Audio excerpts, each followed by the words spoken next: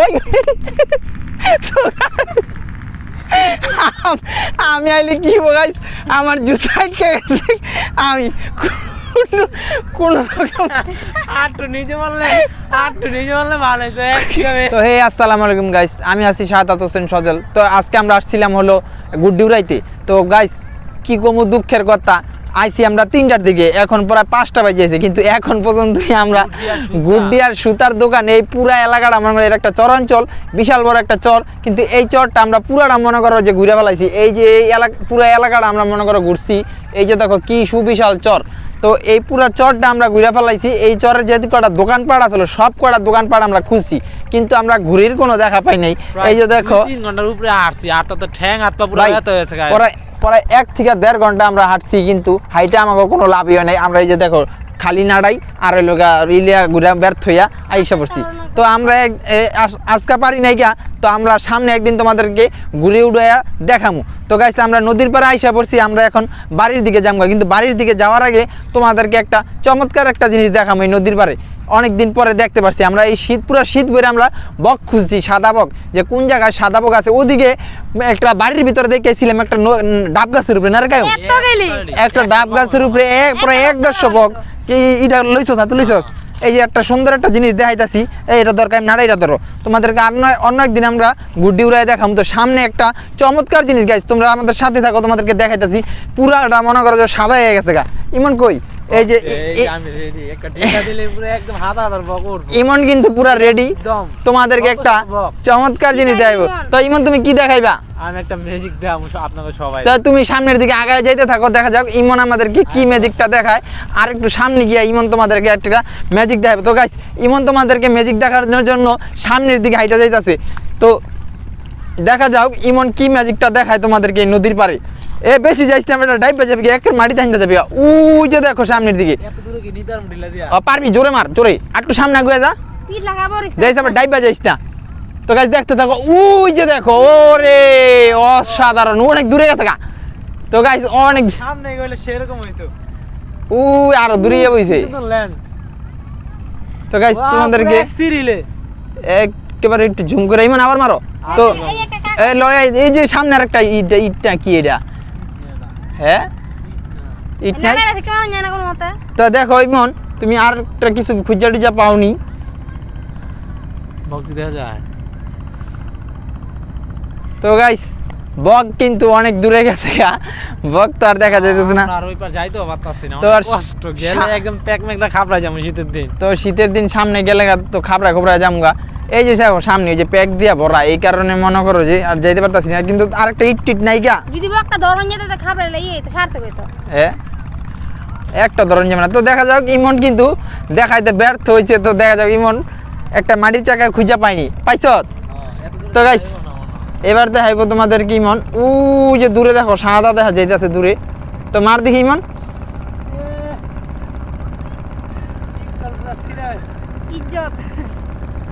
তো গাইস ইমন কিন্তু পারে নাই, কুত্তা দৌড়ে যাইতেছে। তুমি না পারলে কি, ও কুত্তা ঠিকই পারবো। তো গাইস আজকে আমরা বাড়ির দিকে যাবো, লো বাড়ির দিকে যাইয়া তোমাদেরকে অন্য একদিন আমরা ঘুরে উড়ে দেখাম। টলার কি আছে? তো গাইস তো টলার আসতেছে এই নদী পারে, আমাদেরকে নদীর ওই পার যাইতে হইব, তারপরে আমরা টলারে উঠবো। দেখা যাক এদিক থেকে মারলে বেড়া দেখ কত দূর হতে মারছো, দেখ। হ্যাঁ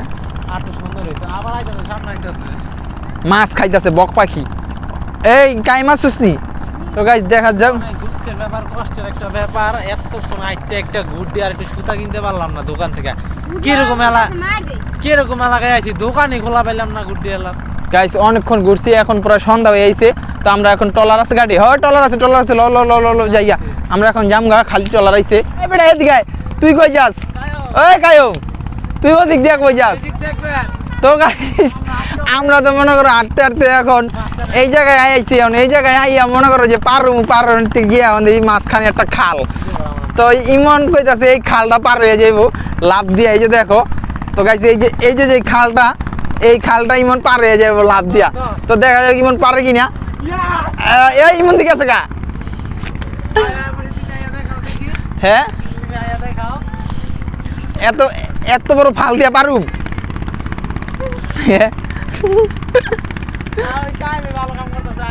ওই যে দেখো কায়ুম কোন জায়গা দিয়ে দূরে দিয়ে ঘুরে যেতেছে। তো গাইস এত বড় ফাল আমি দিয়া পারুম না, মাঝখান দিয়া যদি প্যাকের ভিতরে ডাইপা যায় একদম মান সব শেষ, আর বাড়ি পর্যন্ত যাই পৌঁছাইতে হইব। এই জায়গাটা পুরাটা মনে করো ঘুইরা তারপরে যাইতে হইব। এই আমি ওদিক দিয়া লাভ দিব, ওদিক দিয়া ওদিক দিয়া জায়গা কম আছে, জায়গা অল্প। আয় হ্যাঁ টলার দি জায়গা কি রে, আয় হ্যাঁ টলার দি গেল গা, টলার কিন্তু গাইস গেছে গা, টলার আমার ঘরে ফালায় রেখে গেছে গা। এখন পরবর্তী টলারের জন্য বসে থাকতে হবে গুগুর মতো, কিছু করার নাই। এই জায়গাতে পারুম আমি, এই জায়গাতে পারুম, হ্যাঁ পারুম, ওই যে পারে গিয়ে পড়ুম। তো গাইস দেখা যাক আমি এই ওই আমি আইলে কি গাইস আমার জুতা আটকে গেছে, আমি কোন রকম আটটু নিচে বললে ভালো হইতো, একদম কোন রকমে পার হয়ে গেছি গাইস। যদি মনে করো একটু মিস হইতো একদম এই জায়গার ভিতরে ডাইপা যাইতাম গা। টলার পায়ে রয়ে গেছে গা, টলার আমগর রাইখা ওই যে দূরে দেখা যাইতেছে লাল টলার, দুই জায়গায় দূরে গেছে গা, ইমান যাইতেছে মুক্তি।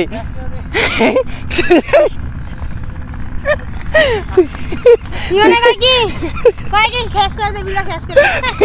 ভিডিও শেষ করে দেবেন ইমন। তো গাইস কারো টলার রাহুক, ইমন জানি কি করবো, ইমন করার শেষ হোক। ওই যে দূরে একটা লঞ্চ হইতেছে, আমরা তোমাদেরকে লঞ্চটা দেখাম। তারও কালা ধোয়া, কালা ধোয়া বাইর কইরা আঙুল জ্বালা হয়, ওই যে কতগুলা ভাই গাঁটে ই করতেছে, ফুটবল খেলতেছে। তো গাইস চরাঞ্চলের মানুষের জীবন এরকমই, কখনো বৃষ্টি, কখনো রোদ, কখনো বর্ষার পানি, এগুলা মিলাইয়াই তাদের জীবন। তো নদী দিয়ে বড় একটা লঞ্চ যাইতেছে, তোমাদেরকে আমি এই লঞ্চটাই এখন দেখাবো। ও গাইস লাভ দিয়ে অরণ হয়ে গেছি গা, যে বিশাল একটা লাভ দিছি, লাভ দিয়ে তো পায়ের অবস্থা পুরা, পাও দুইটা ধুয়া লইলি। হ্যাঁ ওই যে দেখো দূরে দিয়ে একটা লঞ্চ যাইতেছে, আর এক আমি নাড়াই গো। এই যে দেখো সুন্দর একটা, নষ্ট করছিল একটু আগে, হ্যাঁ প্রকৃতি নষ্ট। এই যে বড় বড় লঞ্চ স্টিমার জাহাজ এই ই দেওয়া যায়। তো তোমাদেরকে